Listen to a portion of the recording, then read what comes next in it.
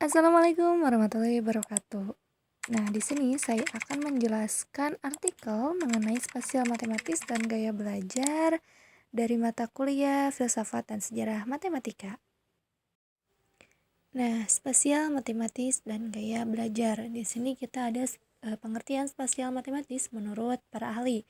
Di sini ada menurut Fafani Reinhardt bahwa keterampilan spasial merupakan kemampuan untuk menghasilkan, menyimpan, mengambil, dan mengubah gambar tiga dimensi yang terstruktur dengan baik. Sedangkan dalam sistem pendidikan di sekolah, geometri merupakan salah satu materi pada mata pelajaran matematika yang sulit untuk dipelajari mahasiswa.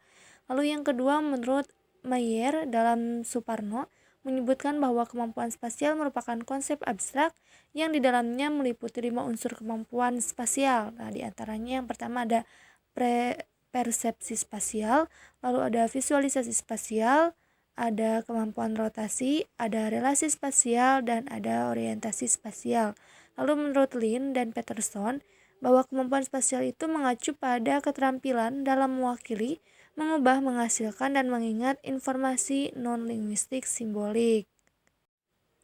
Lalu ada juga menurut Wahyudin bahwa kemampuan spasial adalah kemampuan membayangkan, membanding, menduga, menentukan, mengkonstruksi, mempresentasikan, dan menemukan informasi dalam stimulus visual dalam konteks ruang.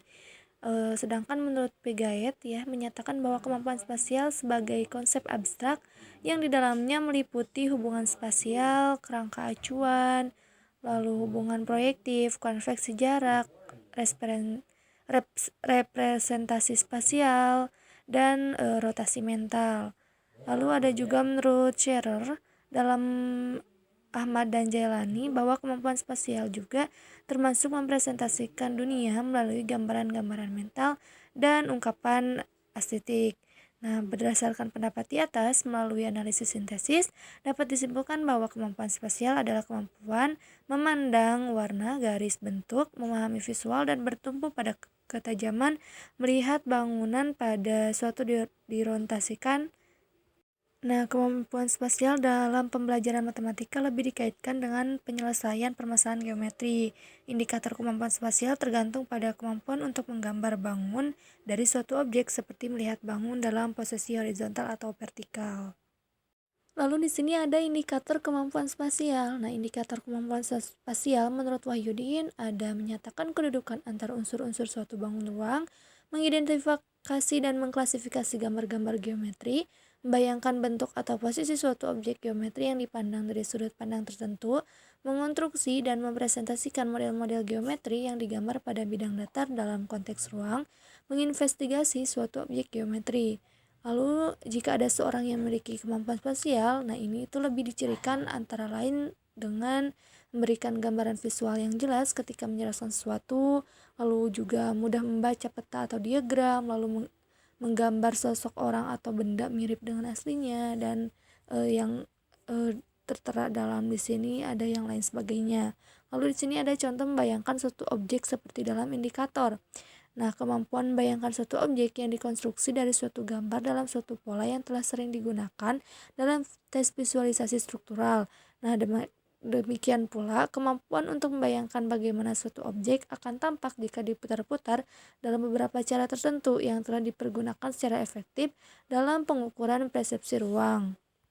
Oke, selanjutnya ada gaya belajar. Nah, di sini ada pengertian gaya belajar menurut para ahli. Yang pertama, menurut Fleming dan Mills, bahwa gaya belajar merupakan kecenderungan siswa untuk mengadaptasi strategi tertentu dalam belajarnya sebagai bentuk tanggung jawabnya untuk mendapatkan suatu pendekatan belajar yang sesuai dengan tuntutan belajar di kelas atau di sekolah maupun tuntutan dari mata pelajaran. Lalu ada menurut Drummond bahwa gaya belajar itu dianggap sebagai cara belajar atau kondisi belajar yang disukai oleh pembelajar. Lalu menurut Willing bahwa gaya belajar itu sebagai kebiasaan belajar yang disenangi oleh pembelajar. Nah, lalu menurut Kev bahwa memandang gaya belajar sebagai cara seorang dalam menerima, berinteraksi, dan memandang lingkungannya. Lalu ada gaya belajar atau learning style adalah suatu karakteristik kognitif, efektif, dan perilaku psikomotorik setiap indikator yang bertindak yang relatif stabil untuk pembelajar merasa saling berhubungan dan berekreasi terhadap lingkungan belajar. Nah, dari seluruh definisi gaya belajar di atas, tampak tidak ada yang bertentangan, melainkan memiliki kemampuan antara yang satu dengan yang lain. Nah, jadi definisi-definisi gaya belajar tersebut secara substansial tampak saling melengkapi gitu berdasarkan keterangan-keterangan yang ada di atas. Nah, adapun macam-macam gaya belajar, yang pertama itu ada visual atau belajar dengan cara melihat. Jadi, lirikan ke atas bila berbicara, lalu berbicara dengan tepat. Nah, bagi siswa yang bergaya belajar visual, yang memegang perasaan penting adalah mata atau penglihatan. Nah, dalam hal ini metode pengajaran yang digunakan guru sebaiknya lebih banyak atau dititik beratkan pada peragaan atau media. Ajak mereka ke objek-objek yang berkaitan dengan pelajaran tersebut atau dengan cara menunjukkan alat peraganya langsung pada siswa atau menggambarkannya di papan tulis. Nah, adapun ciri-ciri gaya belajar visual, yang pertama bicara agak cepat, lalu mementingkan penampilan dalam berpakaian atau presentasi, tidak mudah terganggu oleh keributan, mengingat yang dilihat daripada yang didengar, lebih suka membaca daripada dibacakan, lalu pembaca cepat dan tekun. Masih banyak lagi dan lain sebagainya. Nah, adapun strategi untuk mempermudah proses belajar anak visual, yang pertama, gunakan materi visual seperti gambar-gambar, diagram, dan peta. Gunakan warna untuk meng-highlight hal-hal penting. Ajak anak untuk membaca buku-buku berilustrasi. Gunakan multimedia. Lalu ajak anak untuk mencoba mengilustrasikan ide-idenya ke dalam gambar. Nah, lalu yang kedua ada auditory, yaitu belajar dengan cara mendengar. Nah, ini itu bila siswa bertipe auditori, itu mengandalkan kesuksesan belajarnya melalui telinga. Nah, untuk itu, guru sebaiknya harus memperhatikan siswanya hingga ke alat pendengarannya. Nah, anak yang memakai gaya belajar auditori ini dapat belajar lebih cepat dengan menggunakan diskusi verbal dan mendengarkan apa yang guru katakan. Nah, ciri-ciri gaya belajar auditori, yang pertama itu saat bekerja suka bicara kepada diri sendiri, lalu penampilan rapi, lalu mudah terganggu oleh keributan, belajar dengan mendengarkan dan mengingat apa yang didiskusi daripada yang dilihat, senang membaca dengan keras dan mendengarkan, dan lain sebagainya. Nah, strategi untuk mempermudah proses belajar anak auditori, yang pertama, ajak anak untuk ikut berpartisipasi dalam diskusi baik di dalam kelas maupun di keluarga. Lalu dorong anak untuk membaca materi pelajaran dengan keras, gunakan musik untuk mengajarkan anak, diskusi ide dengan anak secara verbal, lalu biarkan anak merekam materi pelajarannya ke dalam kaset dan dorong dia untuk mendengarkan sebelum tidur. Nah, yang ketiga adalah kinestetik gitu, belajar dengan cara bergerak, bekerja, dan menyentuh. Nah, lirikan ke bawah bila berbicara. Nah, berbicaranya itu lebih lambat.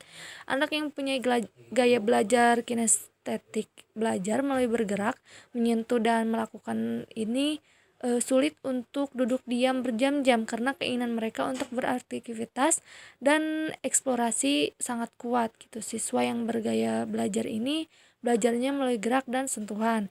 Nah, ciri-ciri gaya belajar kinestetik ini, yang pertama, berbicara perlahan, lalu penampilan rapi, tidak terlalu mudah terganggu dengan situasi keributan, belajar melalui manipulasi dan praktek, menghafal dengan cara berjalan dan melihat, dan juga yang lain sebagainya.